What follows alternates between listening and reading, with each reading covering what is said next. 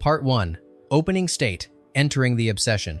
This doesn't play like a normal alien movie. It doesn't rush toward fear, and it doesn't chase spectacle. It moves quietly, like an idea that slips into your life when you're not paying attention. One ordinary man sees something once, and from that moment on, nothing fits the way it used to. The universe doesn't arrive in explosions. It arrives in the kitchen, in half-finished conversations, in strange shapes that appear in his hands before he understands why he's building them. This story isn't about aliens invading Earth. It's about what happens when wonder turns into obsession, and obsession starts to replace the life you were supposed to return to. Behind the calm lights, the gentle music, and the feeling of being chosen, this film was never easy to survive. It almost collapsed under its own ambition.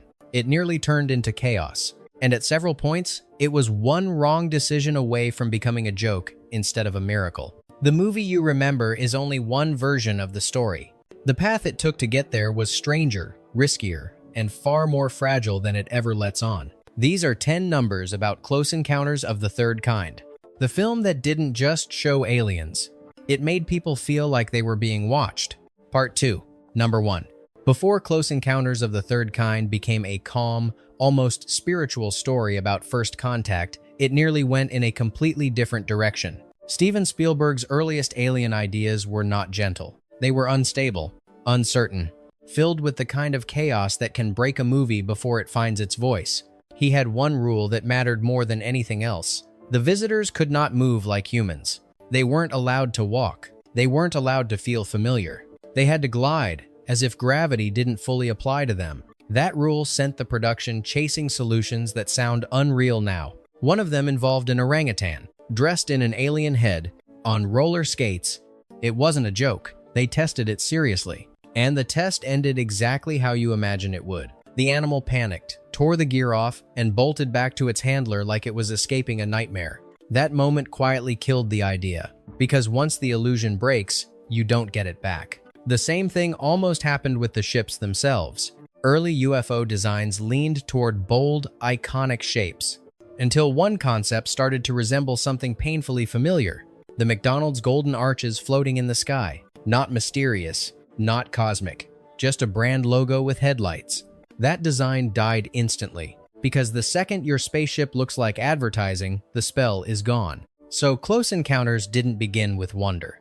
It began with experiments that almost turned it into a punchline, and that early chaos matters. Because the restraint you feel in the final film, the quiet, the distance, the refusal to explain too much, was born from fear. Fear that one wrong choice would turn awe into parody. Fear that showing too much would destroy everything.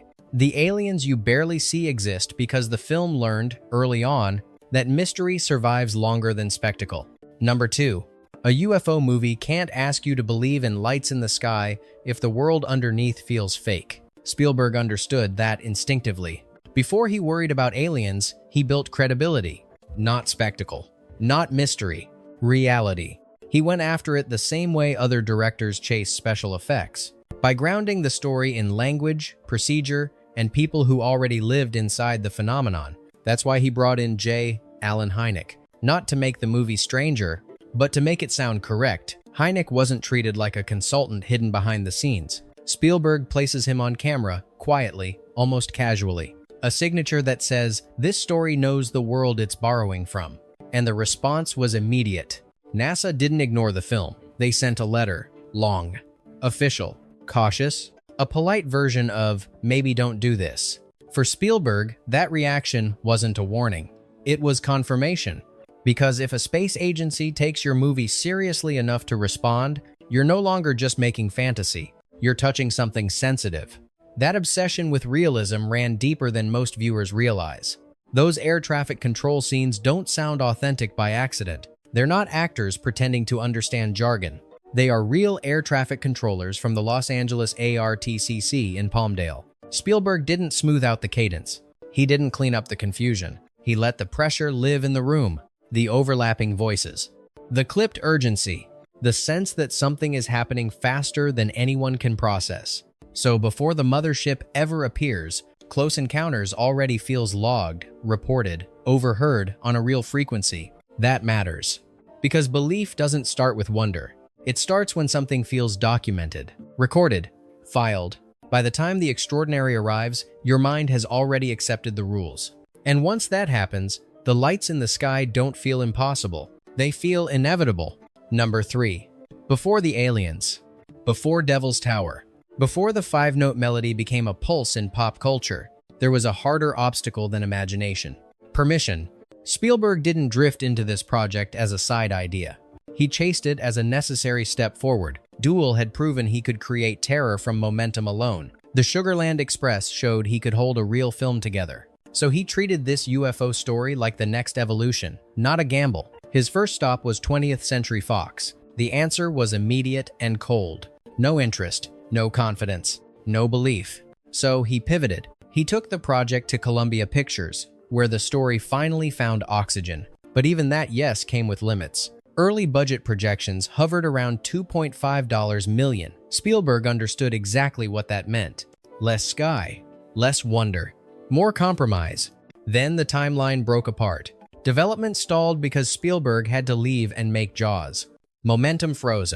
And for a moment, Close Encounters existed in the most dangerous state a movie can be in. A promise. Movies die there all the time. But Jaws didn't just succeed, it rewired power. Suddenly, Spielberg wasn't the young director with an obsessive UFO idea. He was the filmmaker who could create an event. Columbia's posture changed overnight. The scale opened up. The ceiling lifted. What had once been a clever concept that might work became something the studio was willing to fully support. The delay cost time, but it also bought the one thing this movie needed more than money: space. And that space, literal, physical, uncontrollable, would soon become the next problem big enough to swallow the production whole. Number 4. A finale like Close Encounters of the Third Kind doesn't just need imagination. It needs physical space. Spielberg didn't want the ending to feel painted. He didn't want it to feel like a trick. He wanted scale you could sense in your body, a place where lights could bloom without boundaries, where smoke could drift without revealing a ceiling, where the camera could stare into emptiness and never hit a wall. That requirement became a problem immediately. Most massive buildings still have columns, and columns kill infinity, so the production went searching for something that barely existed anymore. And they found it hiding in plain sight. At Brooklyn Air Force Base in Mobile, Alabama, there were abandoned World War II airship hangars, enormous steel boxes, roughly 300 feet by 300 feet, no central supports. That wasn't a location. That was a weapon. It gave the climax the breathing room Spielberg needed. But it also came with reality attached. Heat, humidity, storms, weather that turns careful planning into daily improvisation. The film's biggest illusion was being built inside a space that refused to behave like a studio. At the same time, the movie needed the opposite environment, something fragile, domestic, a place where obsession could feel invasive. So the production did something that sounds fictional now. They bought a real house in Mobile. Not rented. Bought.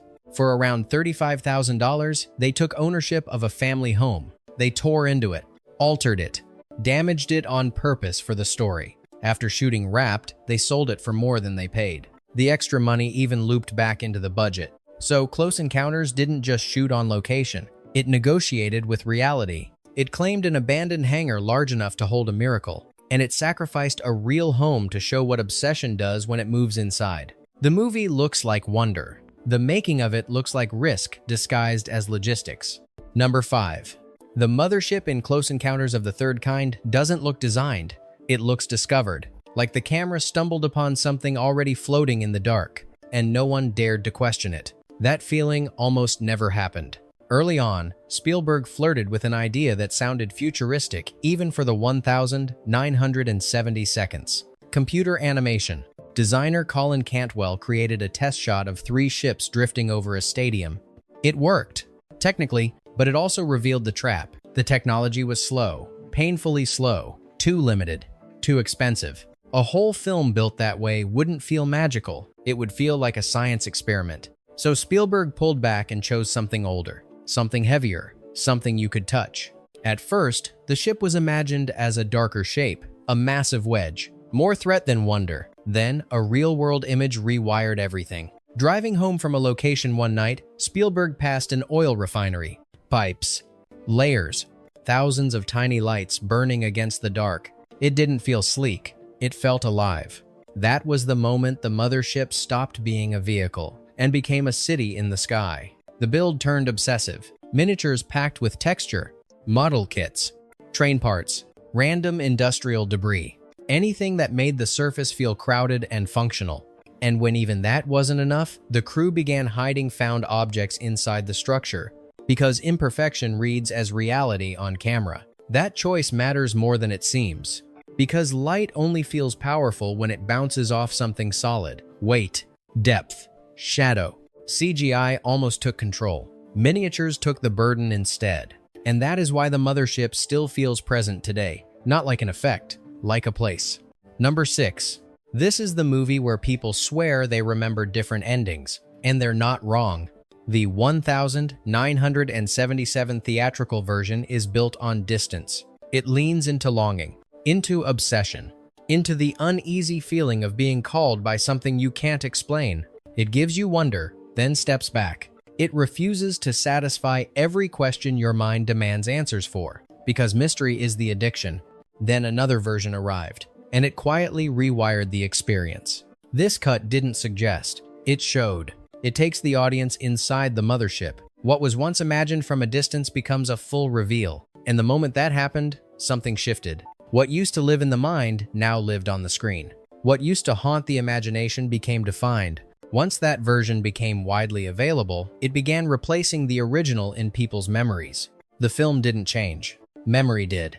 Later, the pendulum swung back again. A newer release tried to restore what Spielberg trusted in the first place. Distance. Restraint. The power of not knowing. Same title. Same iconic images. 3 different emotional histories. And that's the strange truth about Close Encounters of the Third Kind. Its identity wasn't locked when it premiered. It kept mutating long after the credits rolled. Because this film was never just about what you saw. It was about what your mind filled in when the screen went dark. And once you show too much, your imagination never quite forgives you. Number 7. This movie didn't find its story. It fought for it. Early on, Close Encounters of the Third Kind kept shedding identities, trying on titles, trying on tones, trying to decide what kind of film it actually wanted to be. One working title was "Watch the Skies," a phrase borrowed from old science fiction warnings. It sounded dramatic. It sounded commanding. Producer Gloria Katz hated it. She later called it the worst idea she had ever heard. That tells you everything about the room. The film was still unstable, still searching for its center. Then came a hard pivot. Spielberg brought in Paul Schrader, and the story turned colder, more political, more grounded in conspiracy. That draft was called Kingdom Come. In it, the lead character wasn't an ordinary man. He was a 45-year-old Air Force officer, a professional skeptic tied to Project Blue Book, a man whose job was to explain the phenomenon away until it swallowed him. Spielberg read it and felt the temperature drop. The wonder was disappearing. The humanity was draining out. So he rejected it. The rewrites kept mutating. 7 writers touched versions of the script. At one point, the main character even drifted toward being a police officer. But one rule never moved. Spielberg refused a hero in uniform. He wanted what he called an everyday man, a blue-collar worker, someone ordinary enough that the audience could project themselves onto him without resistance. That single decision ripped the film away from conspiracy thriller and pulled it into something more dreamlike, something more personal. And once that rule locked in, the title finally followed. Close Encounters of the Third Kind. Not a slogan, not a warning, a hail term, a promise the movie could actually keep. Number 8. Terry Garr didn't come into Close Encounters of the Third Kind hoping to play the woman who watches her marriage collapse. She wanted the other role, Jillian, the single mother pulled directly into the phenomenon. The character who moves, reacts, survives on the front line of the mystery. Spielberg had already decided otherwise. He had seen Garr in a coffee commercial and noticed something specific, a modern, everyday energy, the kind that feels lived in rather than dramatic. He wanted that energy planted inside Roy Neary's house, because if the home feels real, Roy's obsession doesn't feel adventurous, it feels selfish. Garr pushed back, hard. She argued that Jillian was the stronger part. She even pitched an idea that sounds reckless until you picture it clearly. 1 actress, 2 women, 2 lives orbiting the same cosmic disturbance, 1 face carrying both the wonder and the wreckage. Spielberg refused. Ronnie was the lane. Ronnie was the truth he wanted to sit with. So Gar took the role she didn't want and turned it into something quietly devastating. Not a hero's arc, a slow erosion. A woman watching her partner disappear emotionally, long before he ever leaves physically. That choice sharpens the entire film, because Close Encounters doesn't only hurt in the sky, it hurts at the dinner table, in unfinished sentences, in a family that keeps trying to function while something unspoken takes over. The wonder may pull Roy upward, but Ronnie is the gravity that shows what it costs. Number 9. Roy Neary was never meant to be a cool hero. The role demands something far more uncomfortable. A slow, public unraveling. Paranoia. Obsession. Tears that don't make a man stronger, only more difficult to live with. In the 1,970 seconds, that was a dangerous trade for movie stars, because it means the camera doesn't catch you powerful, it catches you small, confused, emotionally exposed. Steven Spielberg's first major target was Steve McQueen. The wall went up immediately. Roy had to cry. McQueen said he couldn't do it. Spielberg even offered to remove the crying. McQueen still refused. He understood the trap. If you remove the tears, you remove the reason the story works. The toughness disappears, and the character becomes hollow. One by one, the no pile grew. Jack Nicholson didn't want the performance swallowed by spectacle. Gene Hackman passed while dealing with a divorce. Other major names circled the role and backed away. The part felt dangerous, like it would show too much. Richard Dreyfuss did the opposite. He wanted the role early, urgently. Spielberg hesitated. All he could see was Hooper from Jaws. So Dreyfuss reframed the character in one line. Roy had to be a child and a man at the same time. Wonder trapped inside an adult life. A breakdown that looks like awe. That was the key. Once Spielberg saw Roy that way, the movie finally had its face. And once the face worked, the risk stopped being artistic. It became financial, because now the audience wasn't watching a spectacle. They were watching a man lose himself slowly, and still hoping he'd find something on the other side. Number 10.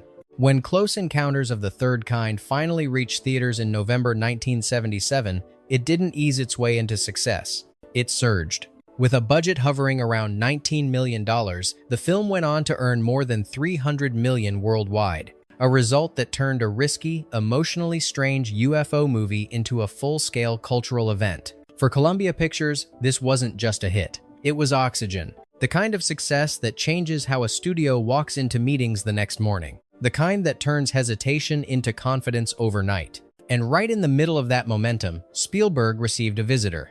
George Lucas. Not confident. Not celebratory. Nervous.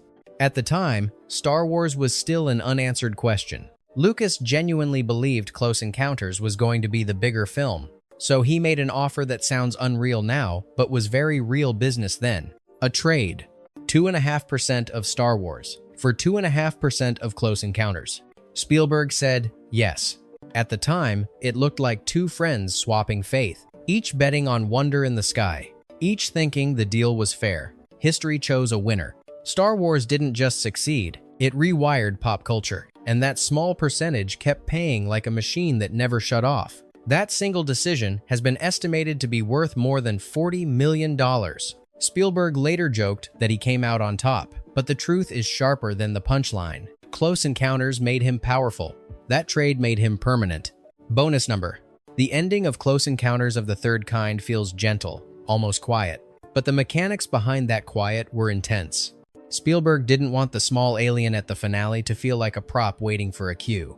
He wanted a presence, a being that appeared to choose connection before leaving. So he brought in Italian effects master Carlo Rambaldi. What Rambaldi built wasn't simple. Steel, aluminum, fiberglass, cables running through a fully articulated animatronic. A team of puppeteers dedicated to movements so small they almost disappear. Tiny gestures, pauses, a hesitation that reads as thought. Spielberg obsessed over those final beats. Not the light show, not the spectacle, the hand signals, the silence, the sense that this creature understands the weight of the goodbye. It worked too well, because once you create an alien that feels this human, a dangerous thought follows. What if it didn't leave? That question stayed with Spielberg. It fed into darker ideas he explored afterward. Stories about visitors near families, about contact that doesn't stay distant. But one thread refused to stay frightening. One bond. One child's view of the world. That friendly shape kept winning. So when E.T. finally arrived, it wasn't a random turn. It was the answer to a feeling Close Encounters had already proven could break people open. The goodbye in the sky wasn't an ending. It was a rehearsal. Closing statement. Close Encounters of the Third Kind doesn't scare you into looking up. It makes you want to. One strange light, one unfinished melody, one ordinary life that no longer fits back where it came from. Some movies don't end when the screen goes dark. They linger, like a signal you still catch in the silence long after you've stopped searching for it. And once you've heard it, you never quite stop listening.